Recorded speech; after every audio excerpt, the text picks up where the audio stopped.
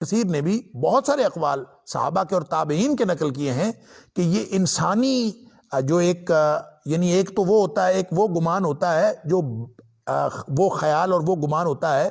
جو ارادی طور پر نہیں ہوتا، غیر ارادی طور پر دل میں آتا ہے اور غیر ارادی طور پر دل میں آ کے چلا جاتا ہے۔ تو ایسا خیال کسی مشکل صورتحال میں آنا کہ کہیں ہمارے ساتھ کوئی دھوکہ تو نہیں ہو گیا، نعوذ باللہ من ذالک، یا یہ کہ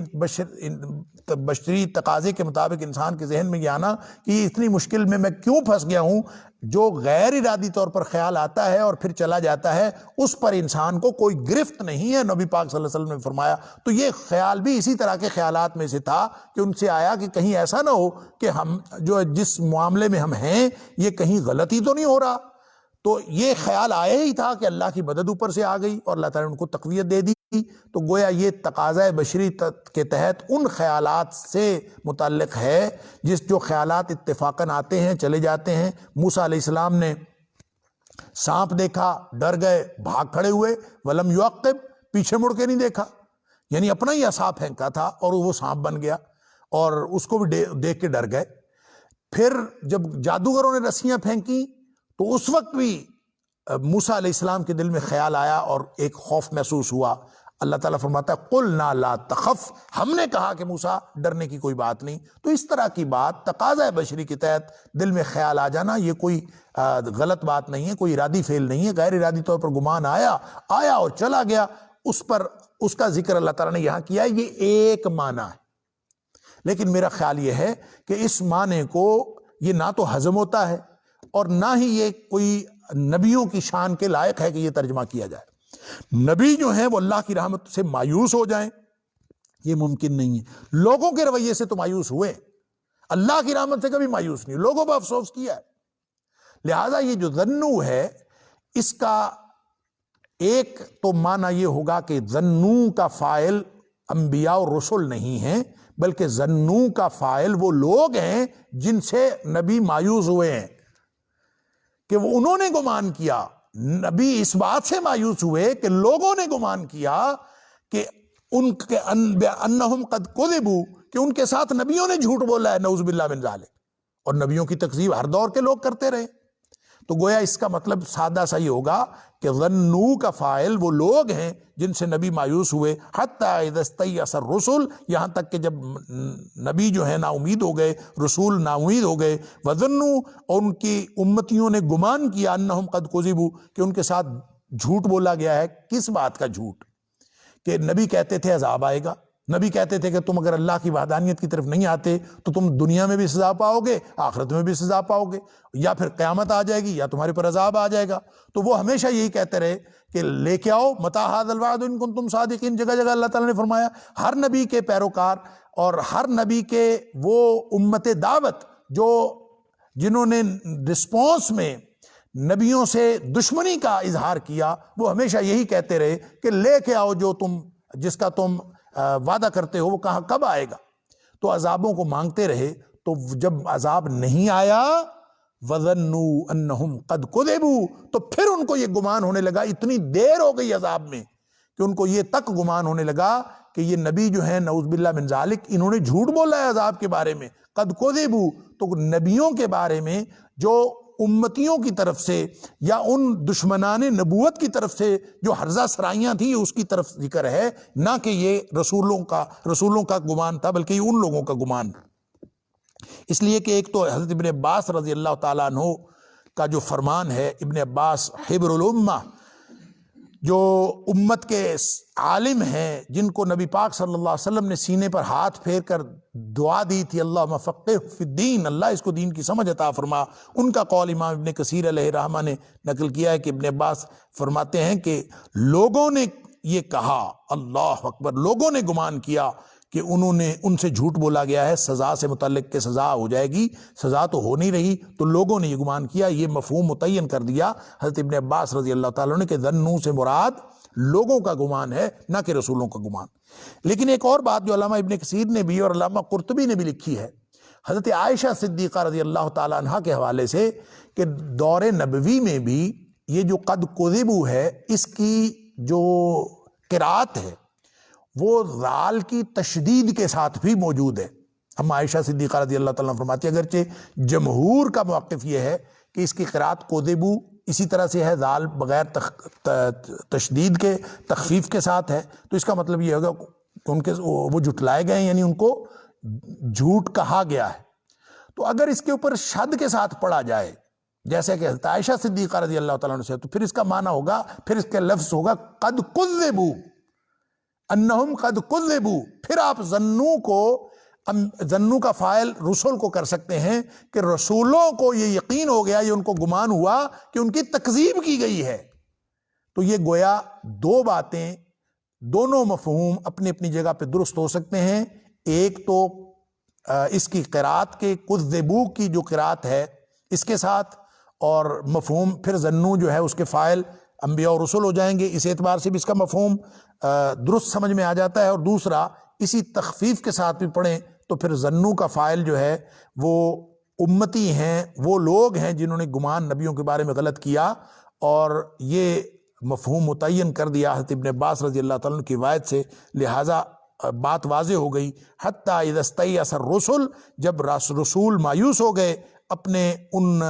لوگوں کے رویے سے، اپنی قوموں کے رویے سے، وظنوا، اور ان کی قوموں نے گمان کیا، انہم قد کذبوا، کہ یہ نبی بار بار ہمیں سزاؤں کا کہتے ہیں لیکن لگتا ہے کہ ہم سے جھوٹ بولتے ہیں، ابھی وہ یہ گمان کر ہی رہے تھے، جاءہم نصرنا،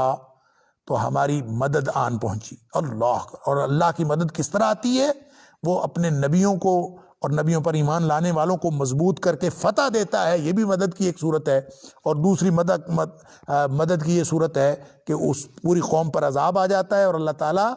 بچا لیتا ہے نبیوں کو بھی، ان کے ساتھی مومنین کو بھی۔ فنجی، پس نجات دے دی گئی، من نشاء، جن کو ہم نے چاہا، ولا یرد بأسنا، اور مجرموں کی جو قوم ہوتی ہے ان سے عذاب نہیں ہٹتا، نیک لوگوں سے عذاب ہٹ جاتا ہے، مجرموں سے کبھی عذاب نہیں ہٹتا، اللہ کا یہ قانون ہے۔ گویا اس میں مشرکین مکہ کے لیے دھمکی بھی ہے کہ اگر تم نبی پاک صلی اللہ علیہ وسلم کی بات نہیں مانتے تو پھر تم عذاب کے لیے تیار ہو جاؤ۔ لقد کان فی قصصہم، یقیناً ہے ان کے بیان میں، عبرۃ، نصیحت ہے، عبرت ہے، سبق، لأولی الالباب، عقل والوں کے لیے۔ یہ جو پورا جتنے بھی نبیوں کے قصے گزرے ہیں، صرف حضرت یوسف علیہ السلام کا نہیں، صرف حضرت یوسف علیہ السلام کا قصہ نہیں، بلکہ جتنے بھی قرآن میں قصے بیان ہوئے ہیں، گویا ان سب کی حکمت یہاں بیان ہو رہی۔ صرف احسن القصص کی حکمت نہیں، بلکہ قرآن میں جتنے قصے بیان ہوئے ہیں، جن کو ہم قصص القرآن یا قصص القرآن کہتے ہیں، یہ بھی ایک عجیب بحث ہے کہ قصص القرآن کہنا چاہیے یا قصص القرآن کہنا چاہیے، اس لیے کہ قصص بھی بعض نے تو کہا قصے کی جمع قصص بھی آتی ہے اور قصے کی جمع قصص بھی آتی ہے، اور حقیقت بات یہ ہے کہ قصص صورت بھی ہے، سورۃ القصص، اور یہاں بھی اللہ تعالیٰ احسن القصص فرماتا ہے، اور یہاں بھی ہے لقد کان فی قصصہم۔ تو یہاں جو قصص ہے یہ قصے کی جمع کے طور پر نہیں ہے، بلکہ یہ قصص سے مراد بیان ہے، یہ مصدر کے طور پر ہے کہ لقد کان فی قصصہم، ان کا قصہ بیان کرنے میں، ان کی کہانی بیان کرنے میں یا ان کے بیان میں، عبرۃ لأولی الالباب، اہل عقل کے لیے بہت ساری نصیحت کا سامان ہے، ان کے لیے نصیحت ہے۔ اگر لوگ جو ہیں وہ عقل استعمال کریں تو آپ جتنے بھی نبیوں کی کہانیاں دیکھتے ہیں، اب اس سے ایک تو یہ سمجھ آ گئی کہ ان میں عبرت ہے، نصیحت ہے اہل عقل کے لیے، اور اہل عقل کو عبرت کے پہلو تلاش کرنے چاہیے۔ ایک تو بات یہ سمجھ میں آئی، اور دوسری بات یہ سمجھ آئی کہ جتنے بھی قرآن میں نبیوں کی قصے بیان ہوئے ہیں، ان کا مطلب، ان کے بیان کا مطلب کہانی سنانا نہیں ہے، تاریخی طور پر کوئی واقعہ مرتب کرنا نہیں ہے، بلکہ اس کا مطلب لوگوں کو عبرت دلانا ہے، نصیحت دلانا ہے۔ اور اسی لیے کہانی کے صرف وہ پہلو نمایاں کیے جاتے ہیں جس کا تعلق عبرت کے ساتھ، نصیحت کے ساتھ، اور جن کا تعلق ہدایت کے ساتھ ہوتا ہے، وہی سامنے لائے جاتے ہیں، اور کوئی بھی بیان کسی کہانی کو مکمل کرنے کے لیے اس کی جزیات کے طور پر بیان نہیں کیا جاتا، بلکہ صرف اس کے وہ پہلو وہ نمایاں ہوں یا جزوی اور بالکل یعنی معمولی نوعیت کے ہوں، ان کو اللہ تعالیٰ نمایاں کر کے بیان کرتا ہے، جن کا تعلق انسانوں کی ہدایت کے ساتھ اور عبرت کے ساتھ ہوتا ہے۔ تو قرآن چونکہ کتاب ہدایت ہے، ہدی للمتقین، ہدی للناس، اور ان ھذا القرآن یہدی للتی ہی اقوم، یہ چونکہ کتاب ہدایت ہے اس لیے اس ہدایت میں ہر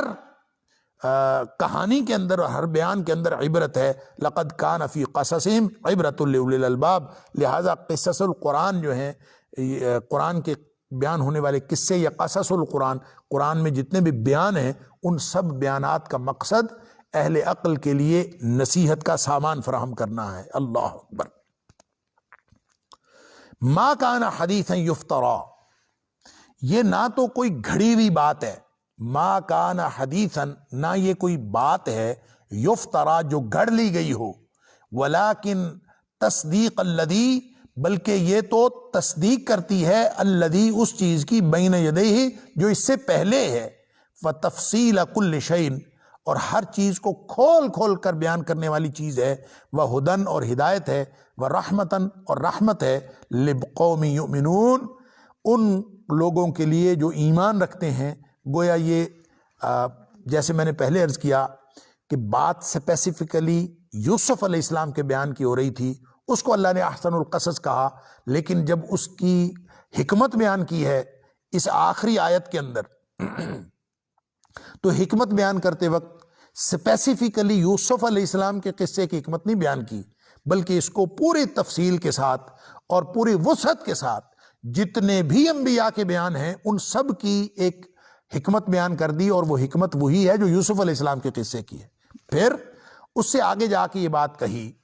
کہ یہ پورا قرآن ہی ہدایت اور رحمت کے لیے ہے۔ گویا یوسف علیہ السلام کے بیان کے مقاصد مرج ہو گئے، تمام جو انبیاء کے قصے ہیں، انبیاء کے بیانات ہیں ان کے بارے میں، ان کے اندر مرج ہو گئے، اور وہی مقاصد جو انبیاء کے بیانات کے ہیں وہ قرآن کے پوری کتاب کے جو مقصد نزول کے اندر مرج ہو گئے۔ گویا ان کے اندر کوئی تفاوت نہیں ہے، یہ کوئی یوسف علیہ السلام کا قصہ کہانی سنانے کے لیے نہیں بیان کیا گیا، اور باقی انبیاء کے قصے بھی کہانی سنانے کے لیے بیان نہیں کیے گئے، ان کے اندر عبرت و نصیحت ہے، اور پورا قرآن بھی اسی لیے نازل ہوا ہے۔ لہذا ما کان حدیثا یفترا،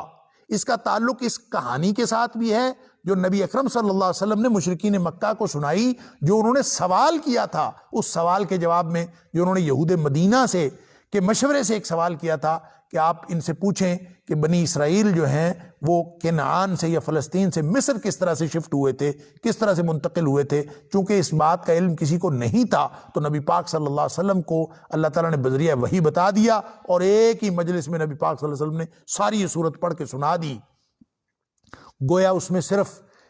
وہ سوال کا جواب ہی نہیں تھا کہ کس طرح منتقل ہوئے، بلکہ اس کے اندر بے شمار عبرتیں اور نصیحتیں، سبحان اللہ۔ اور یہ کوئی گھڑی ہوئی بات نہیں ہے، ما کان حدیثا یفترا، نبی کریم صلی اللہ علیہ وسلم کو اپنی طرف سے گھڑی نہیں ہے، اور نہ ہی یہ پورا قرآن کوئی گھڑی ہوئی بات ہے۔ اللہ اکبر۔ ولیکن تصدیق الذی بین یدیہ، کیسے پتہ چلتا ہے کہ گھڑی ہوئی بات نہیں ہے؟ جو آدمی وحی کا دعویٰ کر رہا ہو کہ میرے اوپر وحی آئی ہے، وہ جو دعویٰ وحی کرنے والا ہے اس کی بات کا ثبوت ایگزسٹنگ نالج سے مل رہا ہے، جو اس سے پہلے علم موجود ہے، اس موجود علم سے تصدیق ہو رہی ہے، اس کی ثبوت مل رہا ہے۔ وہ تصدیق الذی، یہ تو تصدیق کرتا ہے اس چیز کی، بین یدیہ، جو اس سے پہلے موجود ہے اس کی تصدیق کرتا ہے۔ اس سے پتہ چل جاتا ہے کہ گھڑی گھڑائی بات ہو ہی نہیں سکتی۔ جتنا علم کہیں موجود ہے کسی اور ذریعے سے، وہ جس کے اندر ذرا بھر بھی حقیقت ہو اس علم کے ساتھ، تو قرآن اس کی تصدیق کرتا۔ اور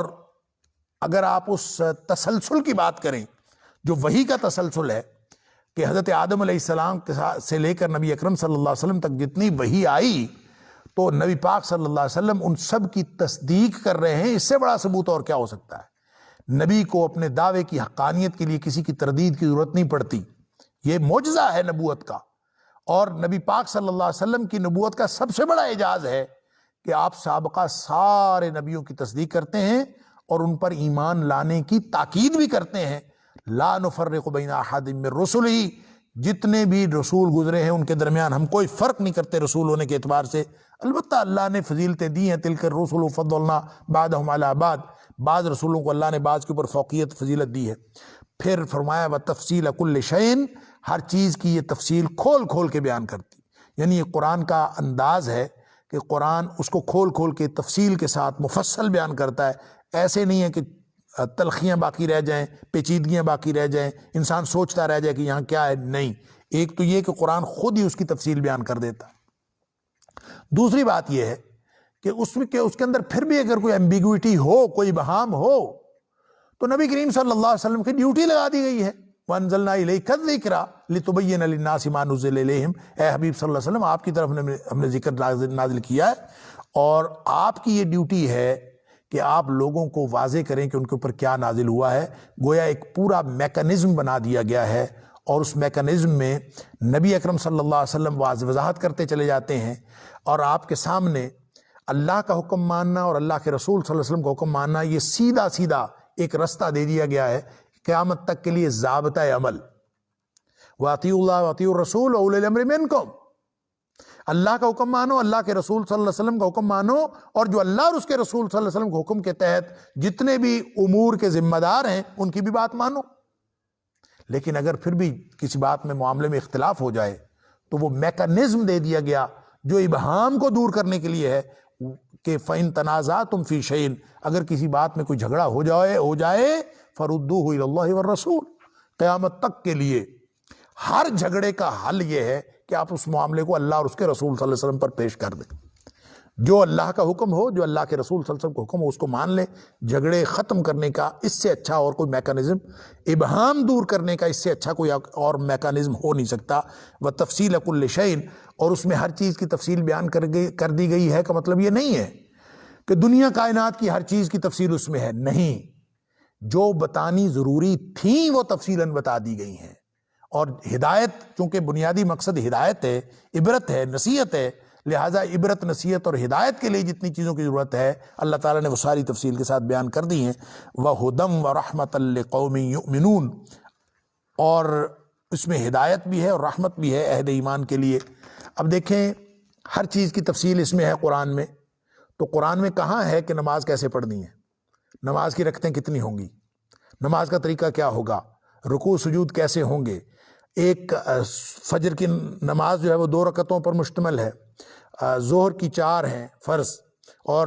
عصر کے 4 ہیں، مغرب پھر 3 آ جاتے ہیں، عشاء پھر 4 ہیں. یہ کس نے مقرر کی؟ قرآن میں تو یہ تفصیل نہیں ہے. قرآن کہتا ہے تفصیل ہے، تو کیا پتہ چلا؟ اللہ اکبر! اس سے یہ پتہ چلا کہ ہر چیز کی تفصیل اللہ ہی کی طرف سے ہے. نماز کا حکم آیا ہے تو نماز کے حکم کی تفصیل بھی اللہ کی طرف سے ہے. جب نبی پاک صلی اللہ علیہ وسلم یہ فرماتے ہیں کہ صلو کما رأیتمونی اصلی، مجھے جیسے نماز پڑھتا ہوا دیکھتے ہو ویسے نماز پڑھو، ویسے صلاۃ کو قائم کرو، تو اس کا مطلب یہ ہے کہ وہ تفصیل جو اللہ نے صلاۃ کے عمل کی، نماز کے عمل کی بتانی تھی، اللہ نے ذکر تو قرآن میں کیا لیکن اس کی تفصیل نبی پاک صلی اللہ علیہ وسلم کو دی. اس کا مطلب یہ ہے کہ اگر ہم نبی پاک صلی اللہ علیہ وسلم کے کردار کو، نبی پاک صلی اللہ علیہ وسلم کے دیے ہوئے طریقہ کار کو اللہ کی وحی سے مائنس کر دیں، اس سے نکال دیں، اور صرف قرآن کو سمجھنے کی کوشش کریں بغیر صاحب قرآن کے، تو اس کی تفصیل تو پھر ہے ہی نہیں. زکوٰۃ کی تفصیل دیکھ لیجئے، 2.5% دینی ہے، تو وہ کہاں سے 2.5% کی شرح مقرر ہوئی؟ قرآن سے تو مقرر نہیں ہوتی. تو یہ تفصیل کہاں ہے؟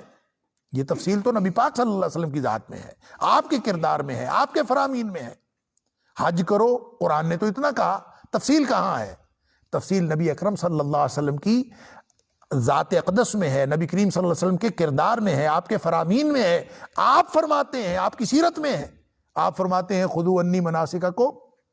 حج کے مناسک مجھ سے سیکھ لیا کرو، حج کے طریقے مجھ سے سیکھ لو. اب نبی پاک صلی اللہ علیہ وسلم حج کے طریقے سکھا رہے ہیں، نبی پاک صلی اللہ علیہ وسلم نماز کا طریقہ بتا رہے ہیں، نماز کی تفصیل بتا رہے ہیں، رمضان کی تفصیل بتا رہے ہیں، روزے کی تفصیل بتا رہے ہیں، اس کی ساری جو جتنی اس کے حدود و قیود ہیں وہ بتا رہے ہیں،